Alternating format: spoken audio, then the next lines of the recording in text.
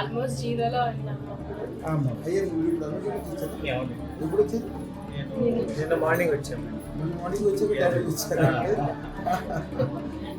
వీరు పడగ కనక శేష్ కుమార్ గారు, మేడం గారి పేరు రాధ గారు. వీరు అమెరికాలో ఉంటారు. వారి అమ్మాయి గారి పేరు శ్రీ సింధు వైష్ణవి.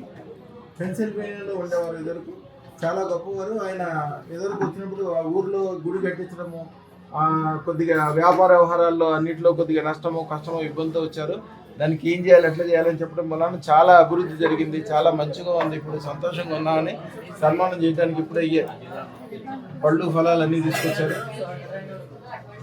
అలాగే వారి అమ్మాయి గారికి మంచి సంబంధం కుదిరింది. ఆ విషయం చెప్పి అలాగే అమ్మాయి గారి కోసం అదృష్టం తీసుకున్నారు. చూపించండి సార్. అందరూ ఇప్పుడు చాలా చాలా బాగుందని చెప్పడానికి వచ్చారు. మా అమ్మాయి కూడా మంచి సంబంధం కుదిరింది. ఆ విషయం కూడా చెప్పి సన్మానం చేయడానికి వచ్చారు. ఇప్పుడే వారిని అడిగి ఏం జరిగింది ఎట్లా జరిగింది అడిగాం. నేను సెప్టెంబర్లో గురూజీ దగ్గరికి వచ్చాను. అప్పుడు వచ్చినప్పుడు I was having lot of troubles and I explained all the troubles to him. He has given lot of answers for them how to do that and to get rid of the problems. అవన్నీ కూడా అప్పుడు చాలా clear అవుతుంది.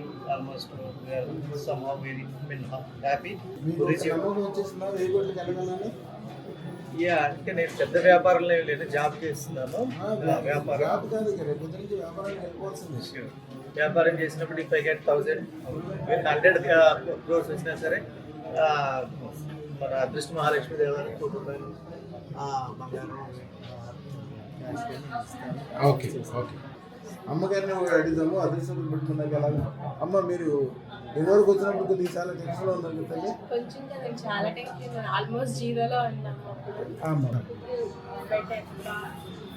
Day by day improve అవుతున్నాం. ఇప్పుడు జీవితం అద్భుతంగా అనిపిస్తుందమ్మా. America పోతాల్సిన వరకు అనిపిస్తుంది.